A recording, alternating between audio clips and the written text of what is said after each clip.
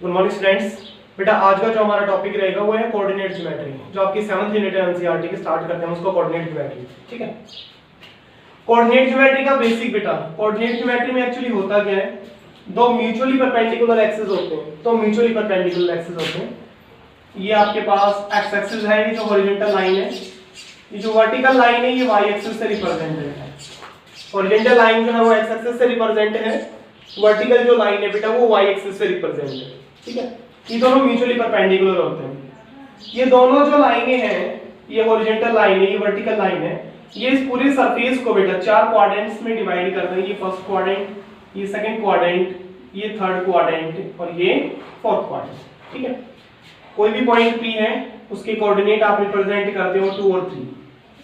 तो बेटा किसी भी पॉइंट के कोऑर्डिनेट लिखे जाते हैं x और y की फॉर्म में। फर्स्ट x की वैल्यू होती है, सेकंड y की वैल्यू होती है। पहली जो वैल्यू होती है वो x की वैल्यू होती है, दूसरी जो वैल्यू होती है वो y की वैल्यू होती है। बेटा x की जो वैल्यू होती है उसको हम एब्सिसा बोलते हैं, y की जो वैल्यू होती है उसको ऑर्डिनेट बोलते हैं। x की वैल्यू को एब्सिसा बोलते हैं, y की वैल्यू को ऑर्डिनेट बोलते हैं।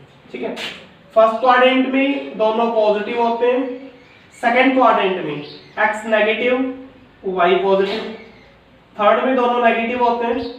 यहाँ पे बेटा x पॉजिटिव और y नेगेटिव। बेटा x या y दोनों में से एक वैल्यू अगर 0 है, either x is equals to 0 और y इज इक्वल्स टू 0, दोनों में से एक वैल्यू अगर 0 है तो वो पॉइंट बेटा किसी भी क्वाड्रेंट में ना लाई करके कहां लाई करेगा, एक्सिस पे लाई करेगा।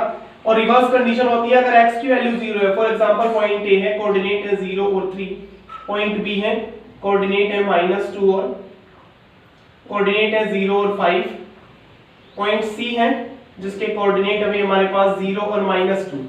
A B C तीनों ऐसे पॉइंट है जिसमें x की वैल्यू 0 है। और बेटा जहां पे x की वैल्यू 0 होती है ना तो वो पॉइंट कहां लाई करता है, y एक्सिस पे, और जहां पे y की वैल्यू 0 होती है तो वो पॉइंट कहां लाई करता है, x एक्सिस पे। रिवर्स कंडीशन होती है when x is equals to 0 the point lies on the y axis and when y is equals to 0 the point lies on x axis।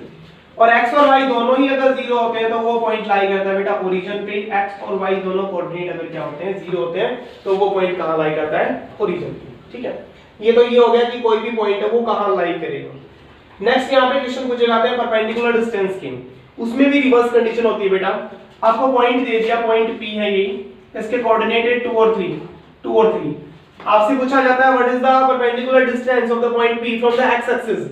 Point P की x axis से perpendicular distance क्या है, reverse condition क्या होती है बेटा, इस point P की x एक्सिस से अगर परपेंडिकुलर डिस्टेंस पूछी जाएगी तो आप y कोऑर्डिनेट बताएंगे, और y एक्सिस से अगर परपेंडिकुलर डिस्टेंस पूछी जाएगी तो x कोऑर्डिनेट बताएंगे। ठीक है, भाई फॉर एग्जांपल पॉइंट आपको A दे रखा है यहाँ पे, ठीक है, और A के कोऑर्डिनेट है आपके पास -3 और 7, और यहाँ पे ये पूछता है what is the perpendicular distance of the point A from the y axis. बेटा y एक्सिस से परपेंडिकुलर डिस्टेंस पूछ रहा है, तो y एक्सिस से अगर परपेंडिकुलर डिस्टेंस पूछ रहा है तो आप क्या बताएंगे, x कोऑर्डिनेट। लेकिन x कोऑर्डिनेट यहाँ पे नेगेटिव है, और बेटा डिस्टेंस कभी भी नेगेटिव नहीं होती है, तो आप यहाँ पे आंसर क्या देंगे बेटा, +3। ठीक है भाई, x एक्सिस से अगर परपेंडिकुलर डिस्टेंस पूछी जाएगी तो y कोऑर्डिनेट, y एक्सिस से परपेंडिकुलर डिस्टेंस पूछी जाएगी तो x कोऑर्डिनेट। बेटा यहाँ पे सबसे पहले क्वेश्चन आता है based on the distance formula.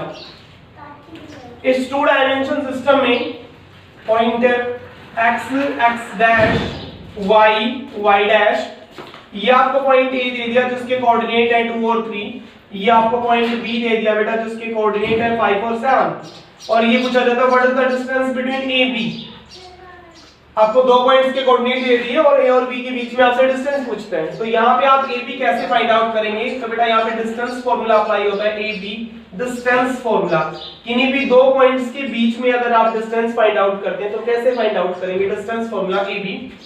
बेटा फार्मूला होता है x2 x1 whole square y2 y1 whole square, ये डिस्टेंस फार्मूला होता है। x1 x2 y1 y2 ये होते क्या है बेटा, जो पॉइंट A है उसके कोऑर्डिनेट मान लिया आपने x1 और y1 है, पॉइंट B जो है उसके कोऑर्डिनेट आपने मान लिया x2 और y2 है। अगर दोनों के बीच में डिस्टेंस आपने फाइंड आउट करनी है तो आप ये फॉर्मूला अप्लाई करेंगे। सिंपली आप कह सकते हैं इसको, x कोऑर्डिनेट में से x कोऑर्डिनेट माइनस कर देंगे उसका स्क्वायर, और y कोऑर्डिनेट में से y कोऑर्डिनेट माइनस कर देंगे उसका स्क्वायर। तो यहाँ पे अगर आप डिस्टेंस AB फाइंड आउट करेंगे तो ये इक्वल हो जाएगी x coordinate minus x coordinate 5 minus 2 whole square, y coordinate minus y coordinate. बेटा पहले में से दूसरे को माइनस करो या दूसरे में से पहले को माइनस करो, इससे कोई फर्क नहीं पड़ता है, क्योंकि हम यहाँ पे स्क्वायर करेंगे और रिजल्ट चाहे पॉजिटिव हो चाहे नेगेटिव हो, उसका जब आप स्क्वायर कर देते हो तो रिजल्ट हमेशा क्या होता है, पॉजिटिव होता है। तो ये कोई सोचने की जरूरत नहीं कि x1 किसको माने, y1 किसको माने, x2 किसको माने, y2 किसको माने। आप फर्स्ट में से सेकंड को माइनस करो या सेकंड में से फर्स्ट को माइनस करो, इससे कोई डिफरेंस नहीं पड़ता है। ठीक है भाई, ये हमारे पास हो जाएगा भाई 5 minus 2 3 square, 7 minus 3 4 square, it is equals to 3 square कितना हो गया बेटा 9, 4 स्क्वायर कितना हो गया 16, यानी √25 और स्क्वायर रूट लेंगे तो कितना आएगा बेटा 5। तो बेटा ये कोऑर्डिनेट ज्योमेट्री में सबसे पहली है जो एक्सरसाइज है डिस्टेंस फार्मूला पे ही बेस्ड है। डिस्टेंस फार्मूला, किन्हीं भी दो पॉइंट के बीच में आप डिस्टेंस जो है वो कैसे फाइंड आउट करते हैं। ठीक है भाई, ये डिस्टेंस फार्मूला है। थैंक्स।